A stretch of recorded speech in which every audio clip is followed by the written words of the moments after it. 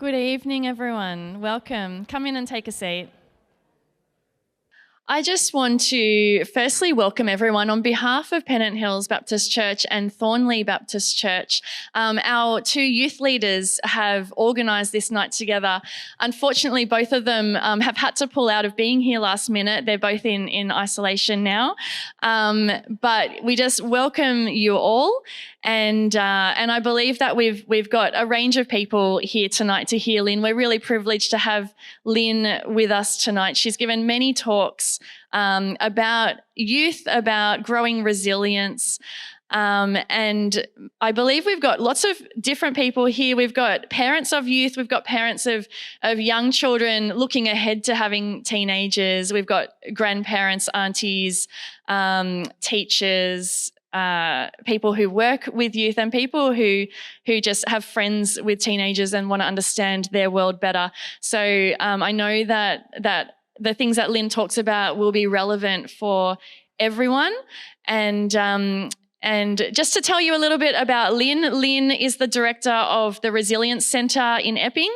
I personally have heard so much about the Resilience Centre from actually neighbours and other parents at school who've either been there to see the counsellors there or to attend seminars, which I know I put on regularly as well. So I've heard really great things about the Resilience Centre. Our youth leader, Mel, who can't be here tonight, she said that she's actually been to one of Lyn's talks when her kids were in infant school, and they're in high school now. So she said, it's just wonderful knowing that your talks are still getting out there and still helping people. So I'm going to invite Lyn up here just to introduce her. I'm on. Welcome, Lyn, and thank you for being with us. Thanks for having me. I know you were saying it's a privilege to actually be here face to face. You've done a lot of things on Zoom over the last year or two. Yes, I have. Yeah. I'm a bit over it like everybody else. So just to be here was like massive buzz. It's exciting. Yeah, so thank you. Thank you for your generosity in coming out tonight. Lyn, just to get to know you a bit personally, well, how long have you been working as a psychologist for? How long have you been at the Resilience Centre for? So I've been working as a psychologist now for 22 years. Probably a bit longer than that. I worked as a provisional psychologist before that. But prior to working as a psychologist, I worked as a teacher in early childhood, teaching early childhood educators. And that was through TAFE, but I also worked in the prisons in that whole system. So that was really quite amazing. And prior to that, I worked as a registered nurse. Wow. At Hornsby Hospital and Ryde Hospital and Concord. Yeah, so lots of experience to draw on. Well, lots of hats, I think. Yeah. And outside of work, what does home look like? Who do you live with, and what do you like to do outside of work? Lots. I live with my husband Neil, and he and I have a dog called Maddie. And we live in a house that has a massive garden that we love to work in the garden. He does all the work and I just look at it. And we have also in our house our son and daughter-in-law who've just come from London and escaped COVID there with a little baby who was just adorable. If you want to see the photos later, you can come talk to me. And I also have a daughter who has a son, my grandson, and I have another son who has a little girl. So we do a little bit of looking after our grandchildren. I also love to kayak, and I love to do anything on the water and sail. So I do a little bit of that sort of adventurous stuff. Excellent, thank you. And I'll just make sure there's nothing else Mel wanted me to... No, I think that's it. But she actually just wanted me to let you all know that there is going to be a recording of tonight. So feel free to take notes. But if you've forgotten to bring something to take notes, there will be a recording of tonight that Mel can send out to anyone who registered their email.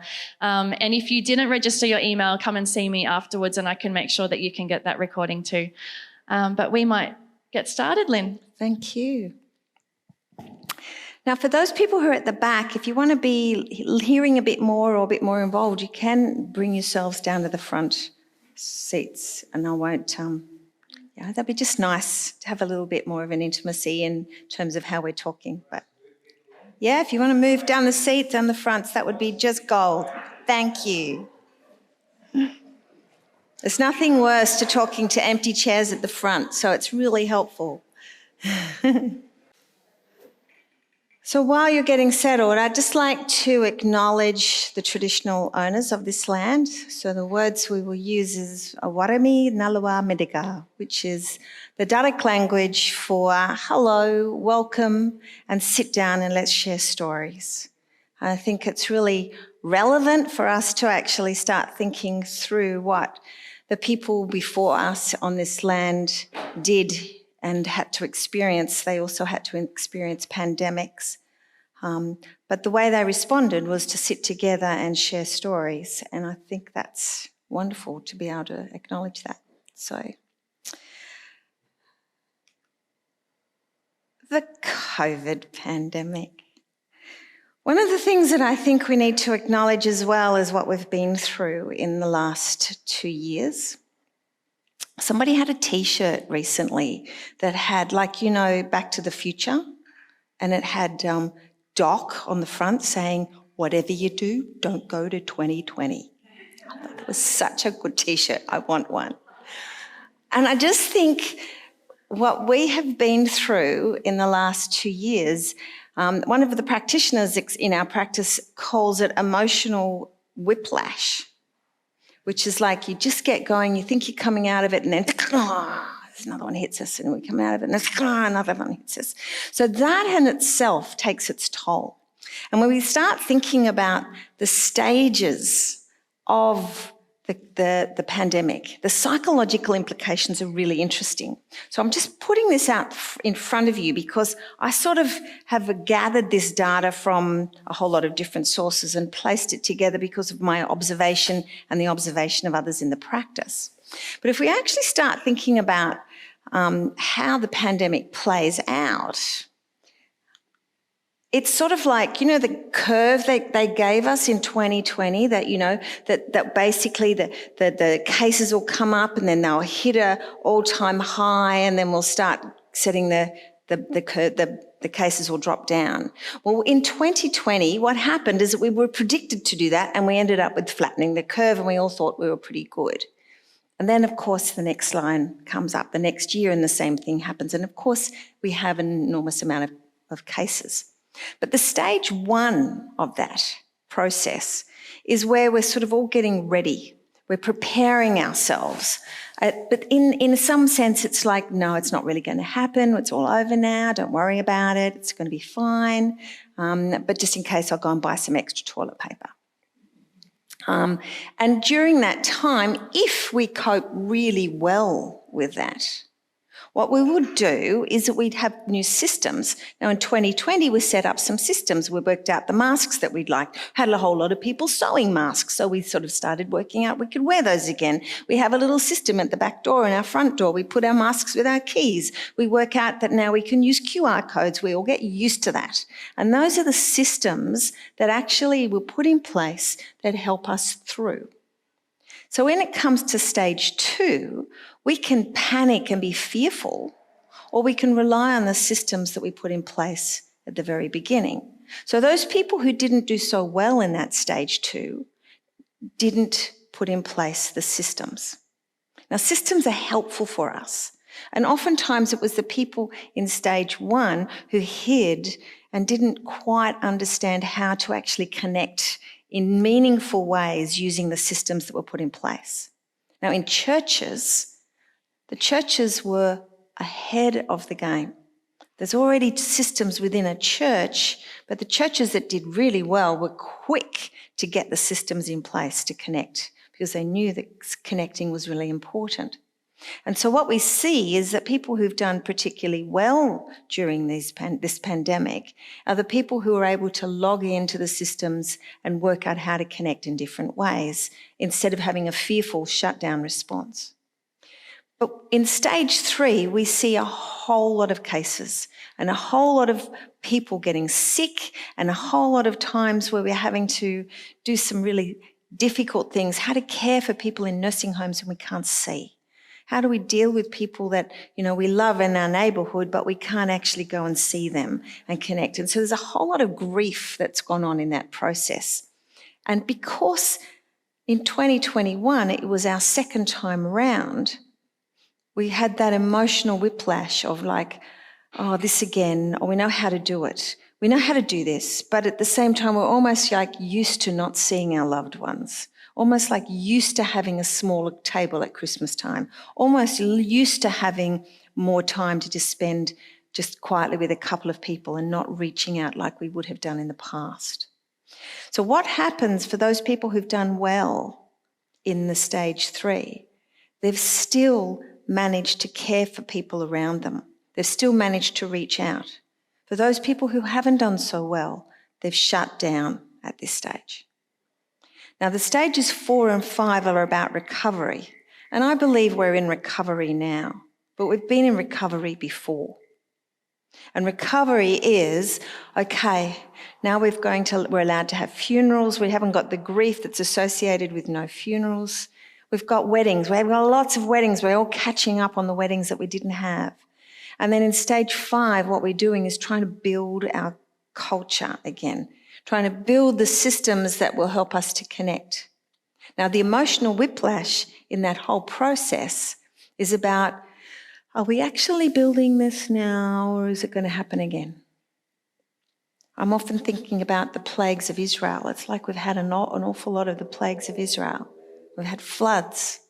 That's just to sort of sandwich the fires and the floods with the pandemic in between. So this is like a lot of things for us to cope with. When I start thinking about the implications with 2020 and 2021, we had, and I'd like you to think, for those of you who have got young children, to scale 0 to 10 on each of these. The first one is, the student, if you can see the student adjusting. So think about the student that you might have in your household, adjusting to online lessons. How did they cope with their creative activities? How did they cope with being motivated just to get out of bed on time when they were actually online lessons? How did you cope with that? Well, 0 to 10, you didn't cope with that at all. It was terrible. And 10, and your student didn't cope. And 10 is they pretty well coped. They did okay. Put a little number in your head. The next one, think about the family members in your household with all the people working from home. Somebody, in the laundry doing their Zoom calls with a screen at the back. Someone in the bathroom doing their Zoom calls because somebody else is in the laundry and they can't get into the study. Like there's a lot of that juggling around of family members having to manage to work all together and get on. 0 to 10, you did not cope at all and your family just were a mess. 10 is, actually, did okay. We did pretty well. Actually, we did 10 out of 10. Give yourselves a mark there. The next ones is friends and social.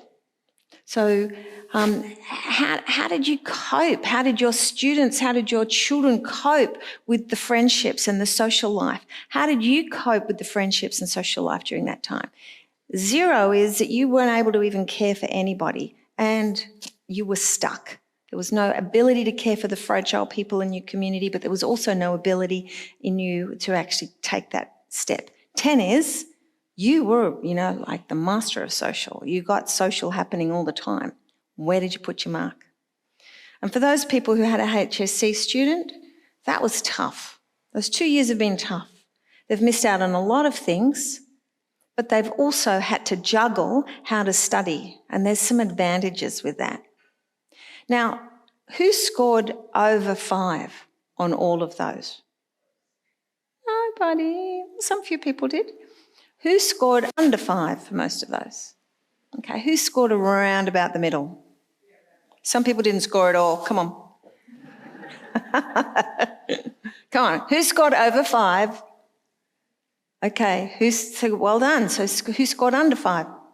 Who scored around in the middle? Okay. All right, for those of you who scored around the middle and under and, maybe not completely up to 10, but, around that sort of average mark, one of the things is it's really helpful to actually think about being good enough. So good enough was put together by a therapist called Winnicott. And Winnicott mentioned that there was a good enough parenting style. And good enough parenting meant that, the parent was able to provide for the child 5 out of 10 of the needs that the child had. And that meant the child had to fill the gaps in from 5 to 10. And somehow the child seemed to think that they did the whole 10 out of 10 for themselves. And that gave the child a sense of their own efficacy. It gave the child a sense of I can do this. I don't need mum, I don't need dad, I'm fine. And that's actually really helpful for psychological development. When you are an awesome parent and you do 10 out of 10, you give no room for the child's development. So that being said, we've got this situation over the last 2 years where we've all been a little bit average, maybe a little bit, round about the middle side. And that means we've given them lots of opportunities for growth. We've given them lots of opportunities to be able to fill up the gap. And that same thing happens when you're at work. The same thing happens when you're running a youth group. The same thing happens when you're a grandparent. If you do everything for them, there is no room for growth.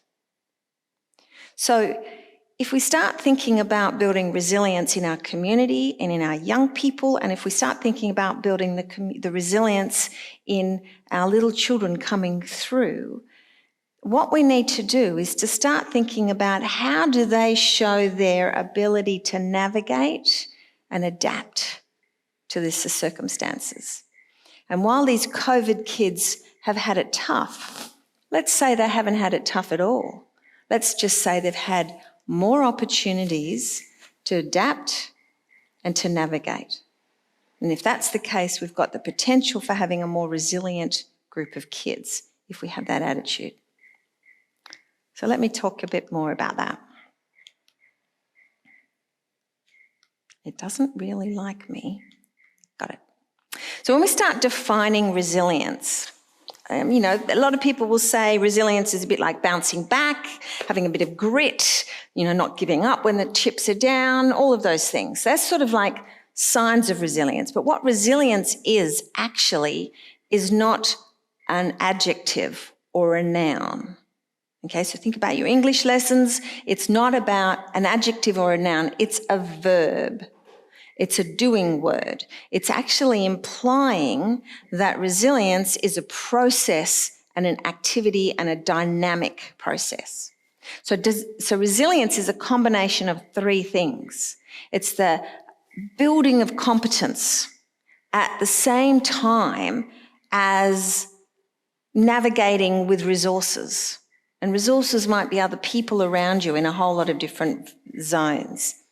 And at the same time as going through adversity. So at no other time in our generation has there been the most opportunity to navigate and negotiate with resources and build competence. Now, it's not nice to say our children have gone through adversity, but we're not here to protect children. We're here to prepare children for this world. If we're preparing these children for this world, our children are going to be skilled, and that will enable their protection. We can't be with them 24/7, as much as we really would like to, particularly when they're 18 and they start going to pubs and stuff. I think, I really like to come with you, but no, that's not going to be appropriate. So we're here to prepare children for life, and resilience is about that. And part of that preparing is that how do they navigate and negotiate with other people around them? How do they do that in this society? One of the hardest things in the adversity that's been shown is that we've had a society that's shut down. So the ability to navigate and negotiate has been sort of cut off. And we need to work out ways to be savvy in this process if we're going to work out how to make this next generation a bit more resilient. I'll get there eventually, yeah. So let me just give you some research. I always find this very interesting research. Well, one of the things that's really interesting is the study by Colonel Stockdale. Well, actually, he didn't do the study. He was a colonel in the Vietnam War, and during the war, he was in a prisoner of war camp in Hanoi. And in that camp, it was regarded as one of the most psychologically damaging places in the Vietnam War. And one of the things that was very evident is that most of the men coming from that camp after being prisoners of war for 7 years were stark raving mad. They were quite insane after being in there, except for Colonel Stockdale's group. Now, Colonel Stockdale's group, none of them even exhibited post-traumatic stress, anxiety, depression. They were pretty skinny, but none of them had any of those symptoms, whereas the others were quite off the end of the scale. So there was this massive study going into what is it that meant these guys didn't lose the plot? How did they make it through? So what they looked at, and they interviewed them all, and they said, well, at night time we were actually clamped together. So we would arrange ourselves so that we as a group would always clamp together and slept next to each other. And we had a thing. No one was allowed to say we'll be out by Christmas. No one was allowed to say we'll be out by Easter or fall or whatever. But everyone had to say we will get out. And so the conversation then would be, when you get out, what are you going to do? When you get out, what are you thinking is your best ideas that you've got? And one person would say, I really want to open a shop. I'd like to sell this, but I'm hopeless at accounts. And someone would say, I'm an accountant. How about you strap with me next time? I'll give you some accounting lessons and we'll start talking that through. So they started working out strategies that would help them when they get out, even though they didn't know when. Whereas the other people were sitting there waiting, we'll be out by Easter, don't worry, we don't have to do anything, we'll just wait, we've just got to mark our time. Now, what was interesting as well is that while they could see that they will be out at some point, they took advantage of the situation they had now. There were times that they were put into solitary confinement, there were times that they were actually tortured. Now, in that time, they went, oh, we're going to be tortured, guys. We're just going to have torture lessons right now. We're going to work out when you're tortured, some of the things that you do to help you to stay sane during that torture. And one of them was, think about how to spell your name, how to, so you've got some things to detach while the process is going on. Think about when you're put into solitary confinement, we need to have a language that means that we talk to each other and we know that we can talk to each other when you're in solitary confinement. So they had this tapping system, a bit like Morse code, but it was a tapping system that was quite complex, and they all learnt it in that group. And when they did that, they started being able to tell jokes to each other while they're in solitary confinement. When they come out, then they'd sort of be quiet together, which was remarkable. Now, transfer this study and what they've learned to us now and what we've been through in the last couple of years. The people who are doing well are going, we will get out, but while we're waiting, what can we do now that will help us that when we get out, we'll be able to jump straight onto our feet? The others that would say, rather than, it'll be out, we'll be finished this, it'll be soon, don't worry, we'll be out. And then they just have that emotional whiplash of like, oh, we thought we'd be out now. Oh, how dare they? You know what? They should have known. The premiers all should have known that there was going to be some more. And so this blame and shame thing happened. For those people who don't get involved with that and say, well, we have no idea when it's going to finish, but while we're in this situation, what are some of the things we can do that build up our communities and build up our families, and what is the opportunity in this situation? And I think that, to me, has been a mantra I have used with many people over this last few years. It will be at the end, but what would you like to say you have actually been able to do during this time for your own personal growth, for your family's growth? How have you taken advantage of that time to actually set up your kids for the future, given what we've been through? So when we start looking at the schools and the youth services that have done well over these couple of years, one of the things that I think is, I can't read the back bit, so I'm going to have to read this way, were those schools and youth services that were actually prepared at the very beginning of the pandemic. So remember that line that I showed you? They had actually done so well because they'd set up systems. And one of the things that was so helpful was that they were able to set up online youth groups, and they took more proactive response to the crisis. You know, the kindness boxes, the sharing and caring and ways of actually reaching out for people in the community, the teddy bears in the windows. You know, that stuff actually helped. And the schools and the youth services that have done well had that in place. What also we saw is that there was, in the schools and youth services that have done well, we saw a deeper relationships occurring between youth leaders and teachers and students because there was much more connections. You know, there were more texting, there was more direct emails. And I know for me as a practitioner, the mental health services were inundated. So we actually ended up giving out our mobile phone numbers and our emails, and we have a lot more of that going on. What does that mean? Yes, we're inundated. We have to put some boundaries around that so we don't get them all night. But it does mean that we have more of an understanding and a connection with our clients. And that's got to be a good thing, surely.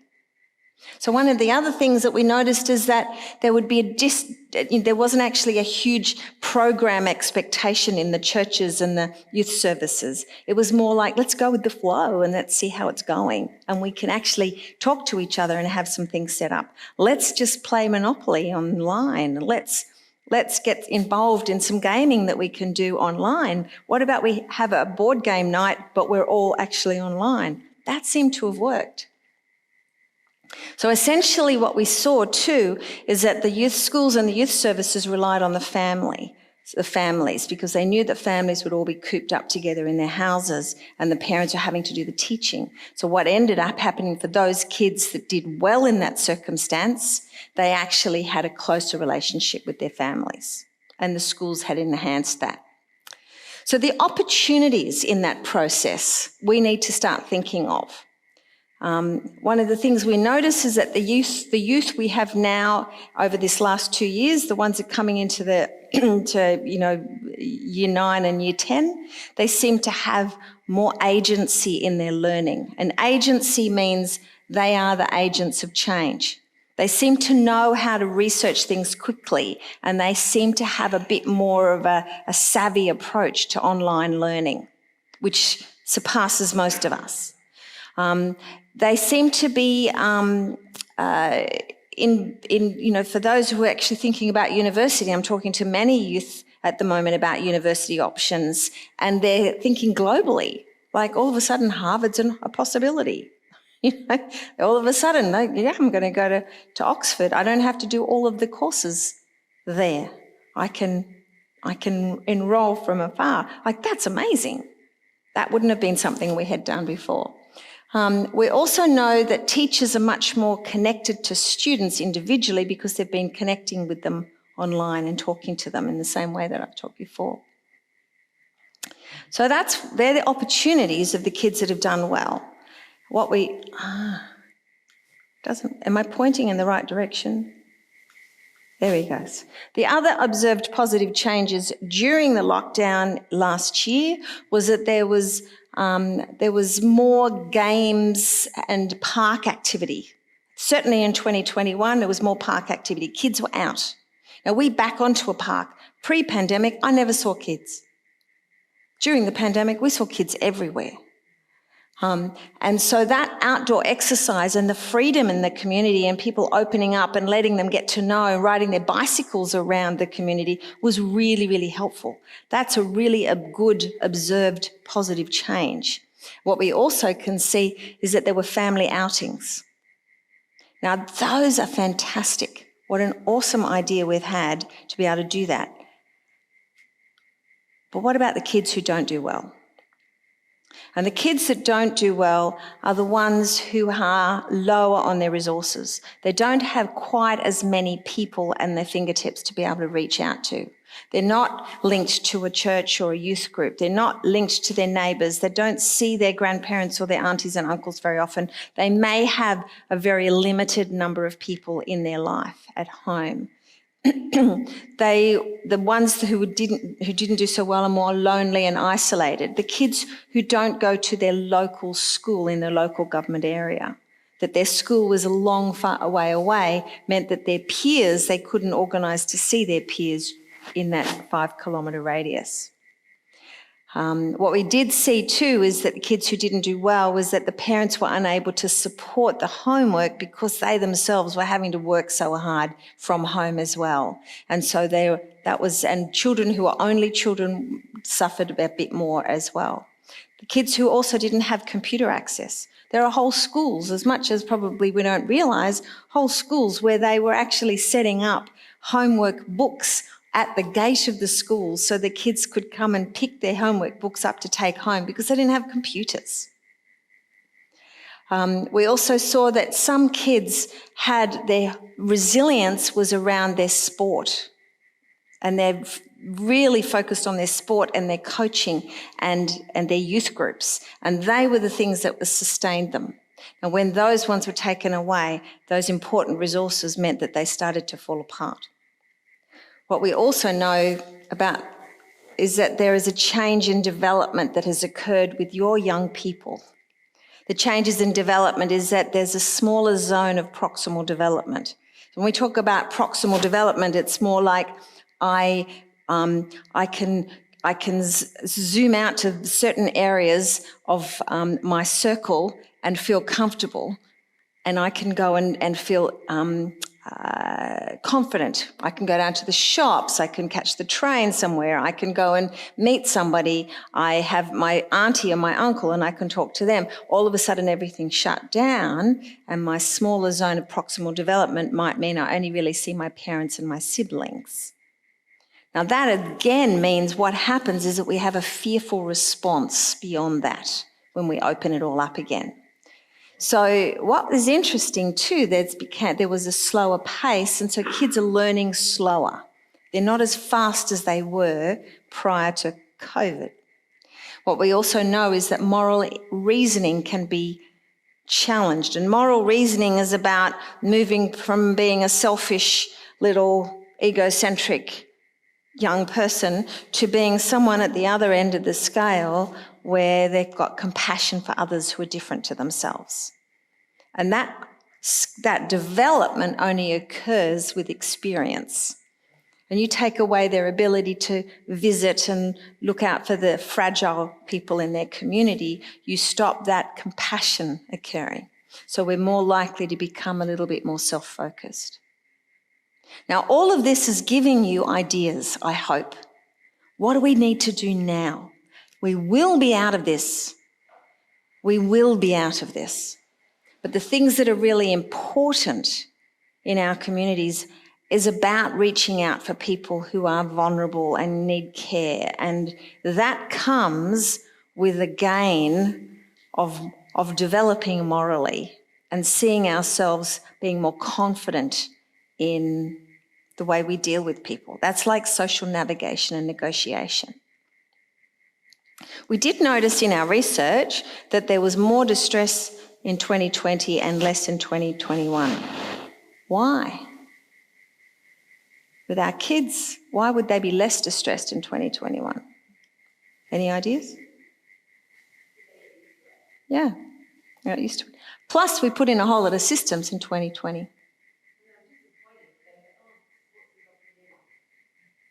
Yep, don't really like it, but may as well just get on with it. Yeah, we know what to do, which is good because we've got some good systems in place. And 2021 was more distressing in terms of numbers as well. So when we look at, and I'll just give you some of the reports that we've looked at in our research from 2019 to 20. So this is actually an indication of what happened pre-pandemic to what was happening in terms of mental health. And I'll just show you this very quickly, and then we're going to go into what do we do. So what we noticed, and I'm hoping you can see, is that too small? Yeah. Okay, well, I'll point. I think I've got a pointer. Oh, I just turned it off. Thanks. Okay, so you can see there's a light blue line and a dark blue line. The light blue line was 2019 Year 7, and the dark blue line is 2019's Year 7 who went to Year 8 in 2020. And that's competences. And so their competence rates dropped, not significantly, except for family cohesion. Who'd figure? They were stuck with their families and it seemed to have gone down. Interesting. The other aspect in our research with the Resilience Doughnut, I'm going to show you a little bit of the Resilience Doughnut, which I think gives us a hope for how we might deal with things. That all of those the Resilience Doughnut is about a circle. Inside is the who we are inside, and on the outside is about all of the different factors that build us into who we are inside. And all of those different factors form those columns on your right-hand side. And what we can see is that the parent factor went down, the skill factor went down, the family factor went down, the education factor went down, the peer group stayed the same. The community factor went down, not dramatically, but their ability to manage money and spend and earn went down, of course, because the kids couldn't work. So this is really interesting. The resources went down at the same time as their competence levels went down. But then we looked at how the adversities, and we could see here the differences between not the first column, because that's actually social skills. Their conduct disorders went up. The emotional symptoms went up. Hyperactivity went up. Peer problems, pretty much the same, but total difficulties all round went up. So kids didn't seem to do so well in that year. And I think it was because they didn't have access to the resources that they needed in order to develop. But the good news is that how do we actually make sure moving forward that we can give them access to the resources that they need to develop? How can we change how we think? And this is the challenge. So now I'm going to get you to start thinking through, as parents, as youth leaders, as grandparents, and as people who work in the community, how do we actually help our young people to connect resources to thrive? How can we build on what they've already done during COVID lockdown or the last 2 years of on and off lockdowns?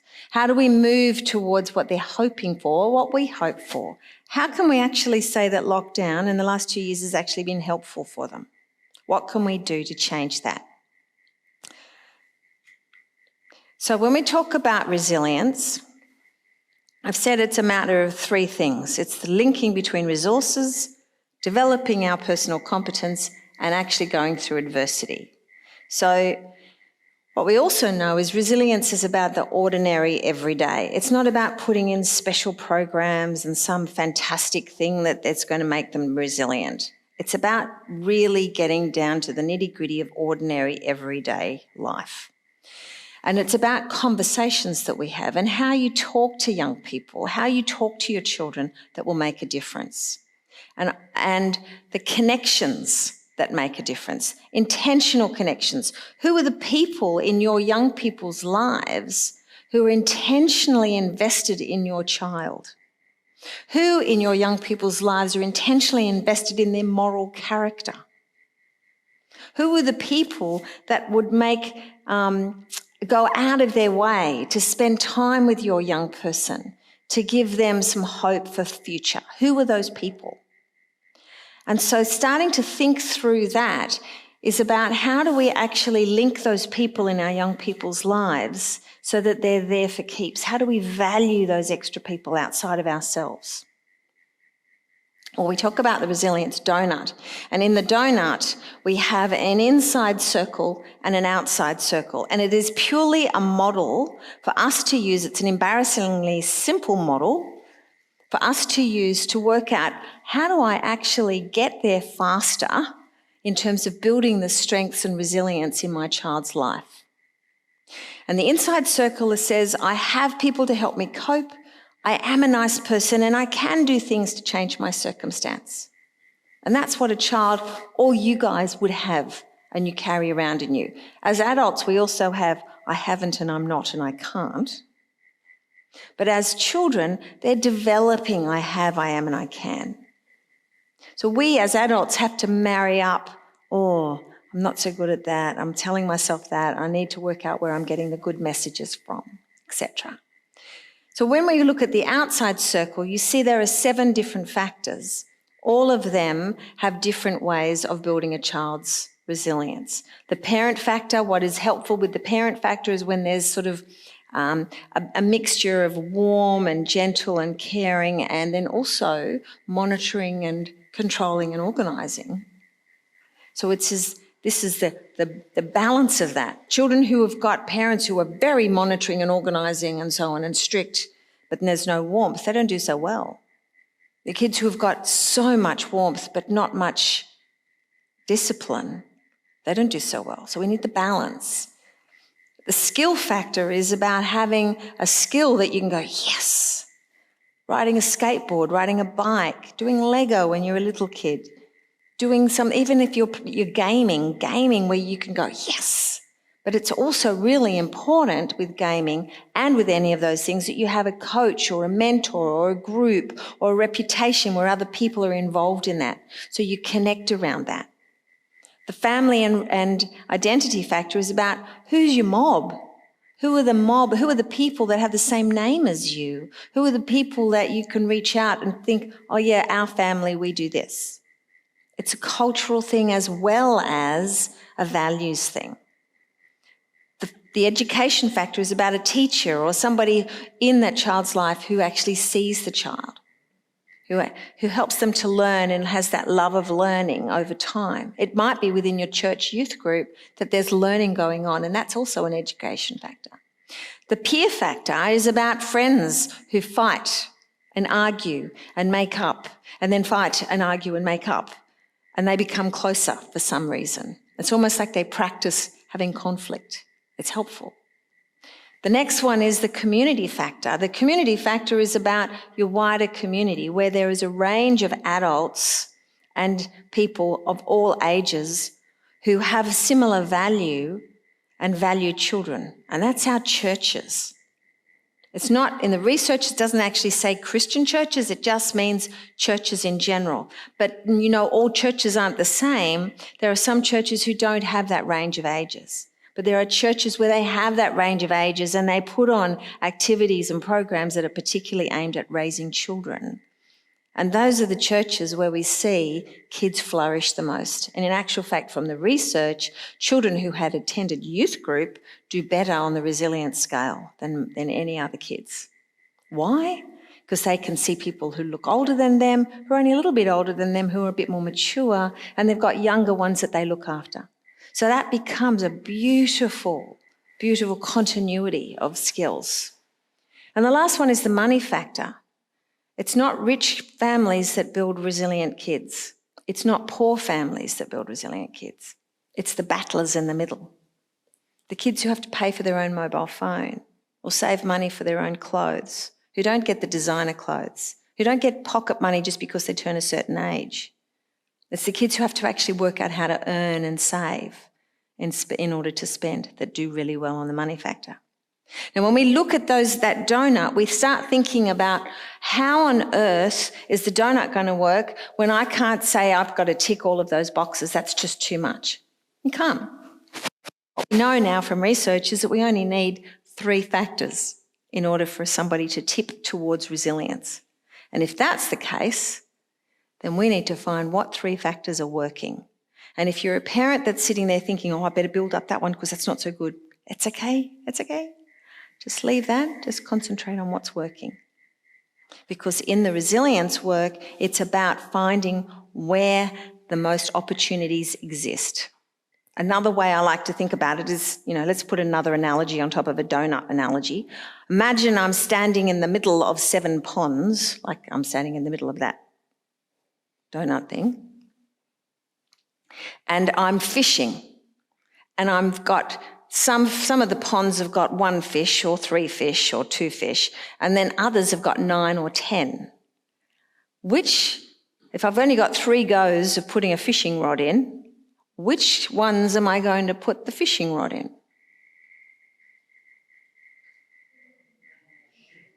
The ones with the most fish.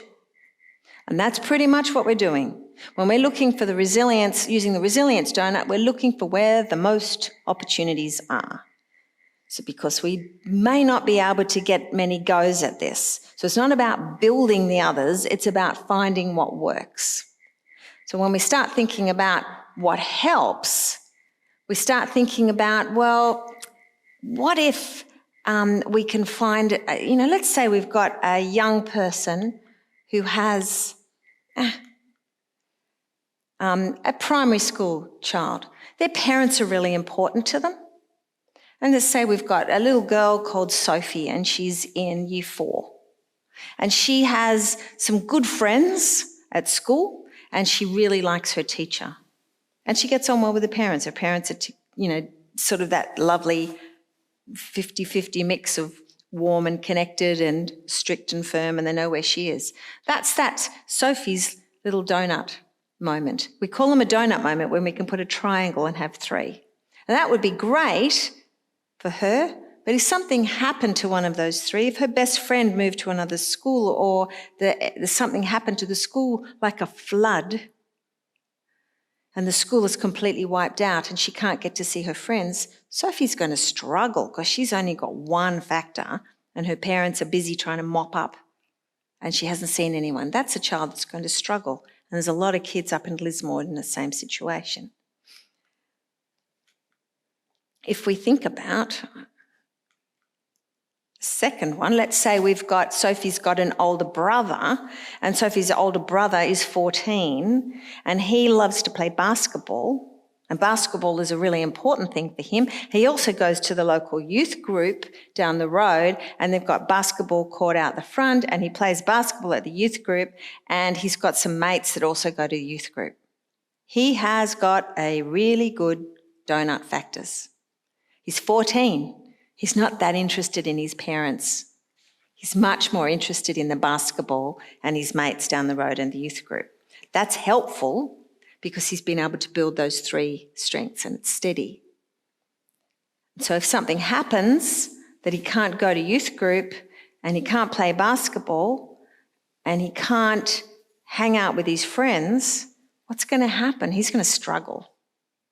And so the opportunities that exist with that is a child who's struggling needs to work out how to connect with those 3. And this is when the churches have done incredibly well, who've been able to put on youth group online and still connect with kids despite the fact that they were locked down. Okay. So why are youth groups helpful for resilience? What makes you think of why those kids who go to youth group go well? What just in your thinking, why do you think they do better?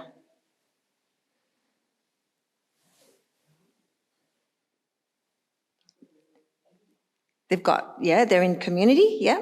What else have they got in a youth group out of the donut? Yell out. Sorry.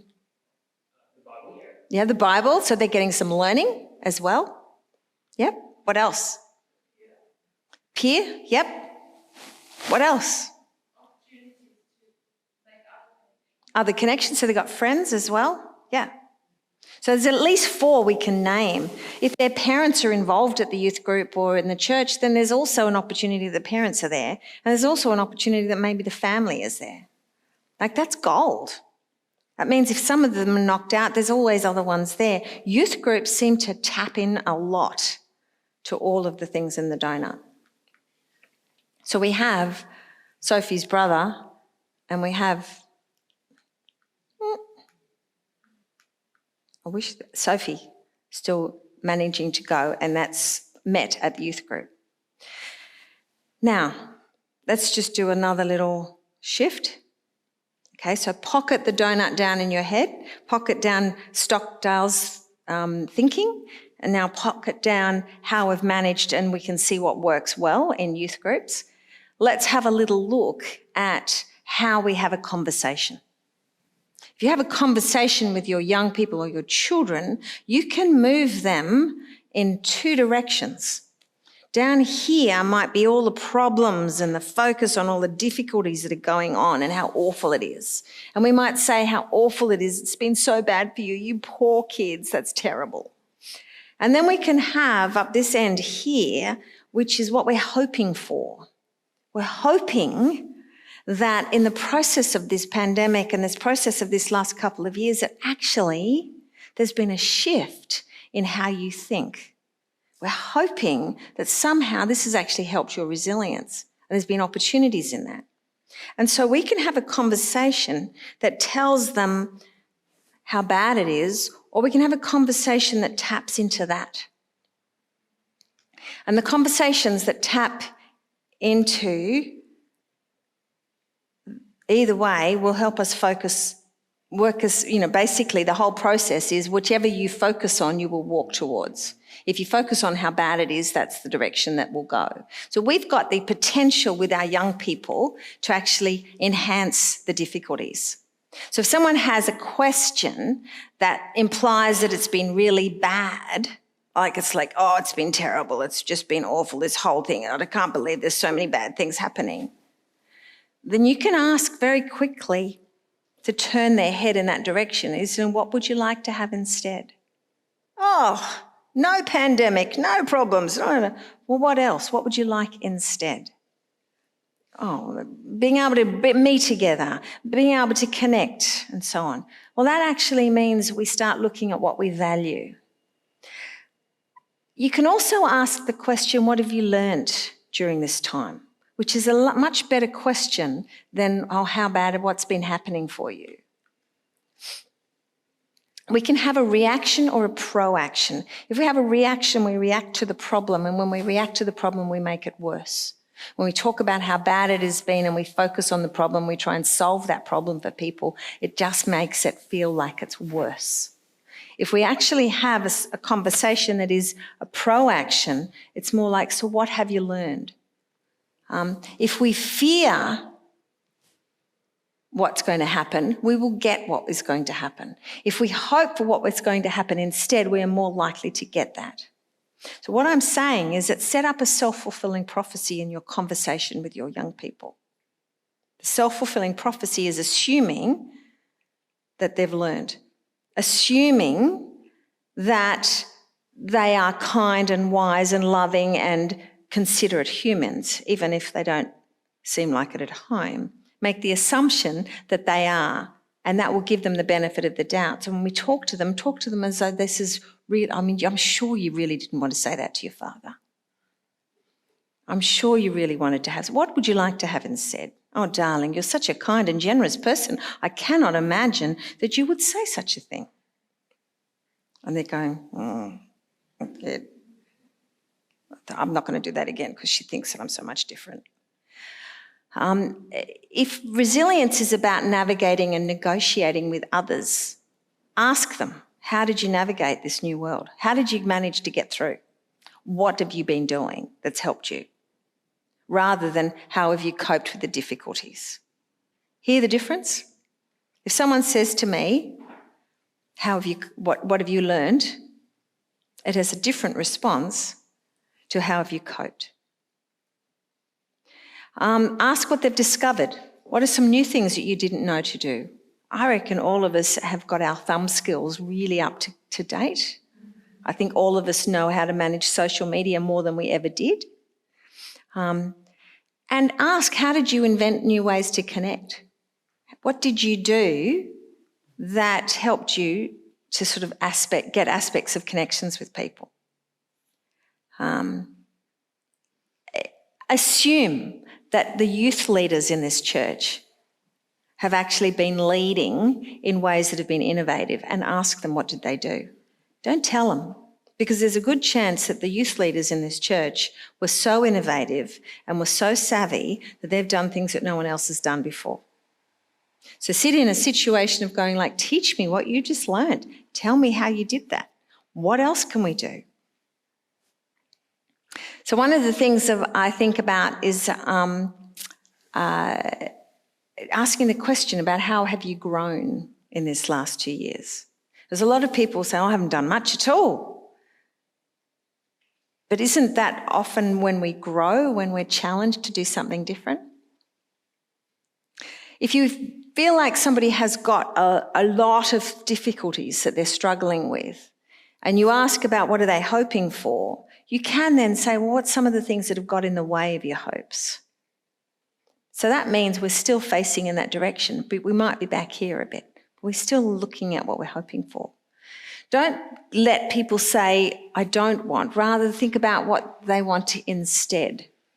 Don't let the kids say, I want to go back to the way we were. I can't wait to have everything the way we were. Rather, think about what have you learnt during this time that you'd actually like to change to make sure that we keep. One of the things that's coming out is that churches are actually still liking to have their church services videoed or, put online because there are people who are still unable to attend. And so that's been a really awesome thing. Okay, so now I'm going to challenge you personally. And so in this personal challenge, I want you to think about your own change in your families and in your own personal lives. So this is taken from A Cloud of Unknowing, which is a very ancient text. And I'm hoping that I can get my buttons going. So here we have a line, and on that line is how we think. And now it's like a philosophy or an understanding of how we think about life. And things happen to us, and that's what the little stars are. And those little stars are sort of understandable because they're underpinned by this way of thinking. So we can feel quite, comfortable that, all of the things that have happened have actually been explainable. Sorry about my hand up like this. So things that we can explain about what's happened are, basically our way of thinking. And so we have this church formed. And we have a community that's formed around how we all think a bit similarly, and we can understand that. And that feels comfortable, yeah? And in that place, we have some systems put in place. We have programs that put in place. We have it safe and predictable. We know what church looks like. We know what youth group looks like. We have all of these predictable things going on. And we feel really comfortable and safe. When we're comfortable and safe, when that happens, oftentimes our growth is limited. Our growth is limited by our comfort. And what happens is that something happens, like a pandemic, like a fire, like a flood, that completely throws our way of thinking. And it's not underpinned by anything that we understand. And we are understandably thrown into confusion, and we don't know what to do. And in that place we see, and this is what explains our mental health crises that we see. It's in this place we get anxiety. It's in this place that we feel unpredictable, uncomfortable. We question every system that we have in place. We feel disturbed. We are searching for new ways of thinking, a new meaning. We're trying to find meaning. I had a conversation with a High Court judge just recently saying, I am really trying to find out what I believe. I thought I had it sorted. It's been muddled in this time, and now I need to work out what I really believe. And I'm going, what an awesome opportunity for growth.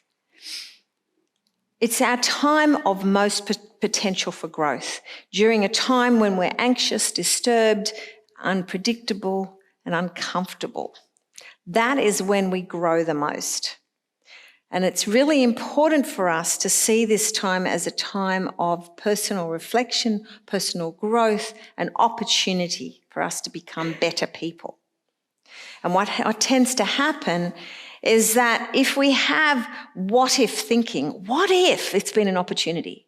What if all of this has been great for our young people? What if the pandemic has been a golden opportunity for growth in our families, in our communities, in our settings, in our workplace? What if it has meant that we now have to think about different ways of doing things, even different ways of understanding life, even different ways of how we connect with people, even if it means that we have to start being open-minded to new ways of doing, even if it means that we have to show grace for people that we didn't know how to show grace for before, because we've all gone through the most difficult times.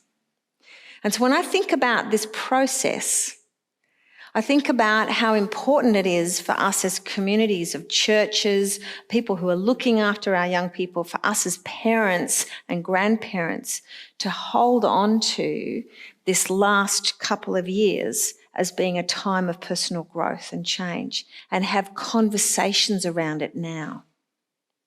How have you grown? How have you changed? What's happened to you in your life? What's happened to your relationships? How have they improved?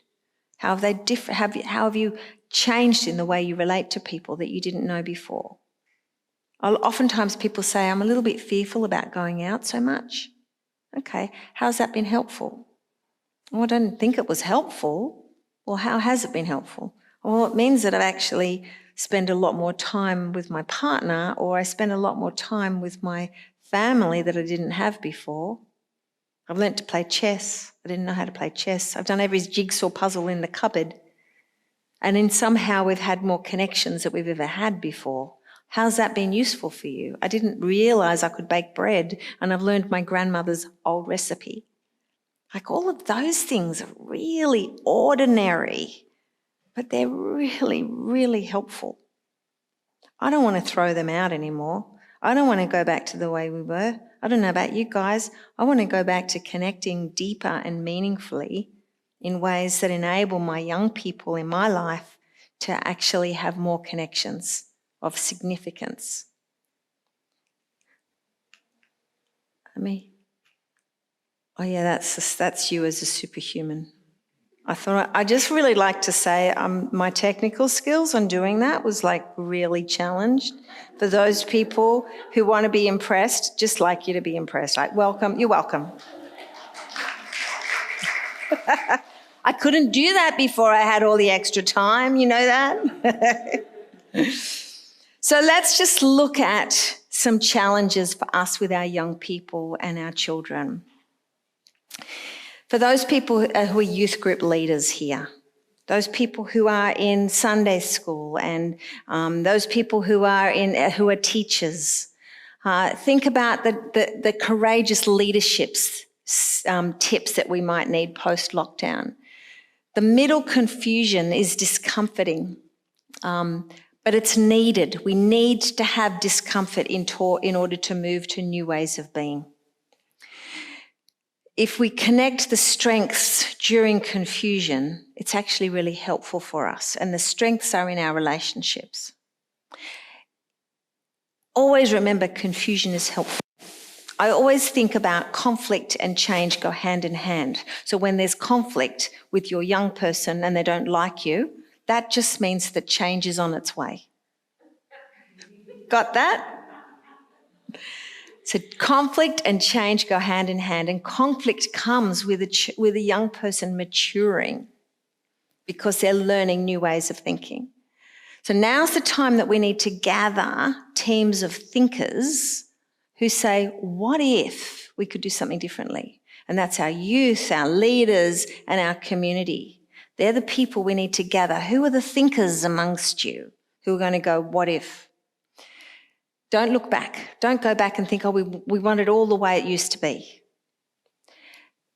Raise questions rather than give answers in this process. Ask questions. When you're teaching your youth, don't tell them what to think. Ask questions about how they're thinking, and you're more likely to get a different response because these kids have been doing that for a little while. Take comfort in the discomfort that you have as you raise your young people because it's great. Change is imminent. And remember that God is not so much interested in what we are doing, but he is much more interested in who we are in the process of that. So God is not so much interested in what we're doing, but he's much more interested in who we are in the process. And so when we look at that, I put a circle round, now is the time. Now is the time that we are to gather the thinkers in our community and the leaders in our young people. Now is the time to get them to start going, what if? How do we do this differently? What if this has been good for our community? What if change is imminent and we're actually able to do something that's more significant? And what if your COVID kids showed justice, mercy, they walked humbly and compassionately and led the new world, rather than thinking they're the poor kids? What if actually those COVID kids are the ones that show that? And what if your COVID parents, those parents who are here, what if those parents focused on more connections and connecting? And what if your COVID youth leaders were more savvy and courageous, peaceful and in touch with their inner vision for the kingdom of God because of the last couple of years? And what would your church look like to them? And what would change in programs and future connections? And what would the community notice if that happened in your community, in your church community? I'm going to give you a minute to talk to either the person, two or three, groups of two or three. Find people, the person beside you or the people either side of you. So grab, if you're not next to someone, grab someone. Ask this question.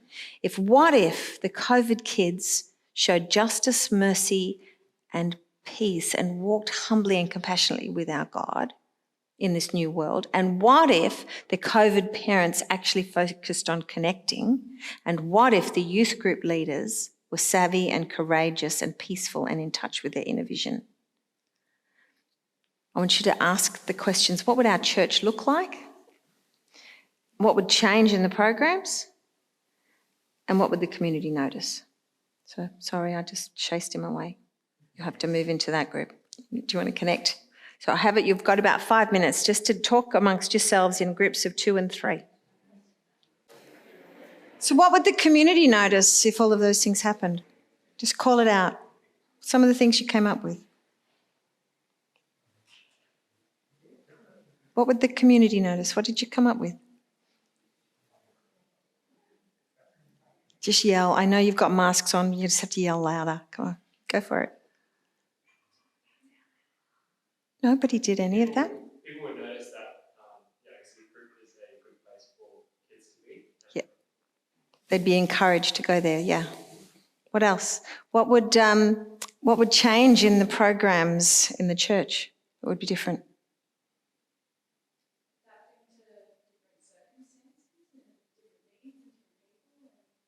So reacting to that rather than everyone having to fit into the programs, would be, okay, cool. So this term, did you think about how this term might look differently in church? If there was this wonderful aspect going through, what would be different? Connectivity of whether you're in church or whether you're Zooming or whether you're calling someone, there's still a connection. Yeah. Yeah. So you'd feel that deep connection. Yeah. I think really making a discretionary effort to integrate a new person, and just a whole lot of different levels of helping the new person to have a sense of belonging. Yep. Yeah. And so that would come from each individual person would be reaching out. Is that what you're saying? I've seen a lot of situations where kids who are from smaller churches that might not have the programs are being integrated into one of the larger youth programs, such as the parents and the kids, to have that welcoming approach to really So they straight away would feel welcomed. the kids drive them home and look after their dietary requirements, that type of thing, to really help them with that sense of belonging. Yeah, so there's a sense that you don't have to just fit in here. We're actually going to reach out to you and really embrace you in a really connected way. Like, it's a challenge, isn't it? It's a subtle challenge. I think this is what we all try to do, but then I think in the past there have been times where programs just do that for us. We slot into the program. Whereas we've got an opportunity here, an opportunity for change in the way that we think and the way that we respond. Awesome, thank you. So church resilience is linked to having 3 strong factors again. So a church that is a strong church community has 3 factors. But you actually think about the church community and how that might look with a number of different people, all with different donut factors, all connecting in different ways. And what's really a nice thought is that we can all manage to fit together in that community. And it looks a bit of a muddle, but everyone's having their needs met by having a number of opportunities to connect in different ways. And I think that's our challenge moving forward. If we're going to build into resilience in our young people, in our children, in our youth groups, then what we need to be doing is actually thinking, responding to them, not them responding to us. And that's possibly a challenge for each of us individually. I'm going to stop at that point, and if there's any questions, you can either you can yell out the questions now. I think we might have a little bit of time or not to ask questions, or come and talk to me afterwards. But if there's any questions. So if we can't remember from the email list, so I think I'd love to say because it's so small. Yes. Yeah, I think it's been recorded, so you may be able to access this later on. Yeah. I need to work on my font size now, don't I?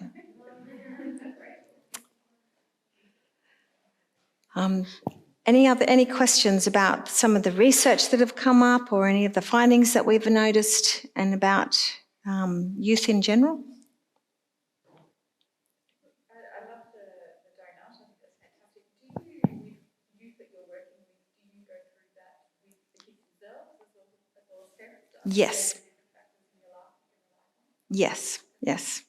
Yes, we do. And I think all of us have that access to that, and we'll use it as part of our therapy process. But we also have so the question is, do we use the donut in session with our kids? We also run programs in schools, so you'll probably know that the Resilience Doughnut's in a number of schools. Tomorrow night I'm speaking at a school that have implemented the donut into all of their programs. I know Cheltenham Girls and Epping Boys are using the donut. And they have programs that they work out what the kids' 3 strengths are, and they'll put in a kindness program or a project. I could sit down with you and talk all day. This is awesome. So the question is, first question, we talk about, when there's factors in the donut and one has lost its strength and the child's starting to not cope. So think about it like a 3-legged stool. That you can sit on a 3-legged stool, you take one leg out and they'll collapse. So does this mean that we try and build up the one that's collapsed? Well, if that's possible, yes. So, if there's been a link, a pandemic, and it's meant that children can't play basketball and they can't do a whole lot of things that they would normally have done, well, maybe set up the basketball ring at home. And maybe have some online games that you might play with a friend that you would normally play, because that would be helping to build that up. But it may also mean that you start thinking about some of the other factors that are available, that the family then start a basketball game at home and instead of the peers and the family comes in. So that's like a little bit of both. It's being creative about how you might get that 3rd leg up. The next question was about, as Christians, we talk about relying on God and having God as our centre. And that's why I love that question, because when I think about God as being the centre, he's in every aspect of that donut. every relationship, every connection that is around that donut. And then God has that ability to affect how we choose our skills, how we parent, how we manage our money, how we manage to sit into community, how we are with our friendships, how we are with our education and the type of education that we take on, and how we are in our families. And so when God is in our life, it is in all of them. There is no one factor. It's not that he's not in the middle. The interaction of what's outside and inside is very much about our growth in Christ. So I hope that has helped.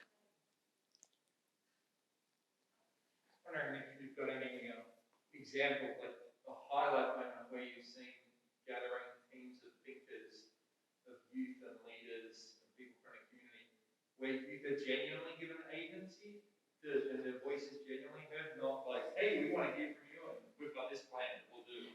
Will you sign up on it? But how do we allow the youth to shape the experience? I think that comes from an attitude of the adults. And the attitude of the adults to be able to ask, not tell, and to be wise. I read something recently that the formula is that knowledge plus humility equals wisdom. And so we often have adults in our community who have all the knowledge and tell our young people what to do and haven't got the humility to sit there and listen to what they have learned and what they may add, and then be willing to try new things. And I reflect back on my own youth experience as a youth worker at Carlingford Baptist up the road. And at Carlingford Baptist up the road, what the church did was that they listened to the leaders, young youth group leaders. And we weren't youth group leaders, we were youth leaders who had a heart for kids on the street. And there was an old house that they'd inherited in the land. And what they did was that they listened and they sat and waited for us to tell them what we felt that the young people needed. And they gave us the house. They said, you can have this house and you can use this house to do something for the young people. We will support you, but we won't tell you what to do. And that's formed what we called the centre group, the centre team. And we worked with many kids on the streets and it was wonderful. But that took the humility of the leaders at the time to listen to us. And when I think about it, why would they listen to us? Like, really? We were making it up as we went along. But we made it up from our knowledge of our own youth and how we were in touch with that particular state. And I think that's really important. So if we're able to be as adults humble enough to listen and ask rather than talk and tell, I hope that helps. Any more questions? You had one at the front, I think. Just have a follow-on question for how the Resilience Doughnut works as Christians. With that I am in the centre, what I was thinking of is, I am a child of God, I am someone that Jesus died for. And so with that could be enough if everything is stripped away to be enough. And I don't know whether with your research, whether it's looked at people who actually have a personal relationship with God as opposed to just Absolutely. a youth group or whatever, and whether that of itself gives greater resilience. Yes, when we look at the Resilience Doughnut into adulthood, and we use the model, we've done some more research into adulthood, and a lot of that has been looking at resilient ageing. And interestingly, from worldwide research, those who have a faith in a higher power, and it's clearly the research is looking at Christian faith, but it doesn't ever state that, is those are the people who have more resilience. But it doesn't talk about religious people. It talks about people having a deep faith. And so that to me is like over the years, the donut has continued to have that interaction, but the inner circle has got bigger. And so think about ourselves sitting in the nursing home in another pandemic from time to come, where we can't see our loved ones. Those that have survived well are the ones who have that inner faith. And that needs to be us. So if that's the case, then it is up to us to interact as much as possible with the inner and outer circle to build ourselves so that we're not arrogant and we think we know everything by the time we get to an adulthood, but we're rather humble and able to sit with our God and know that we're made. I hope that helps. On that note, we will finish. Thank you so much for having me and listening to me all night. It's like a bit of a gift for me to be here, to be honest. Thank you so much, Lyn.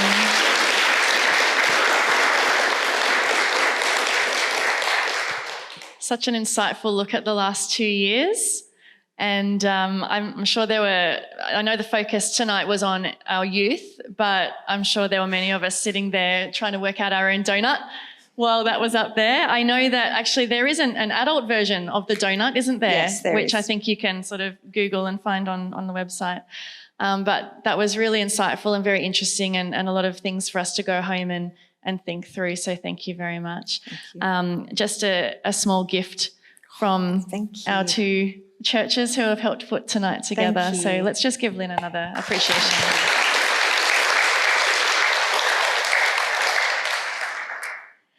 If you would like to talk or pray with someone, we are going to have supper served as well. During that time, we do have a few people, our Pastor John, I think Winnie Manju, is that correct? Who will be available just in the back if you would like to talk and pray more with someone tonight. Also, just on the topic of youth, Lyn spoke quite a bit about the importance of a youth group. Our Pennant Hills Baptist Church and Thornley Baptist Church both have a youth group, which I believe we have some slides for. Unfortunately, as I said, our two youth leaders can't be here tonight, who we're going to just talk a bit about that. But we have a switch here on Friday night for years 7 to 12 from, I believe, 7 p.m. to 9:30 p.m. And Thornley, do we have a slide for Thornley as well? TCBC Youth, is someone here? Yeah.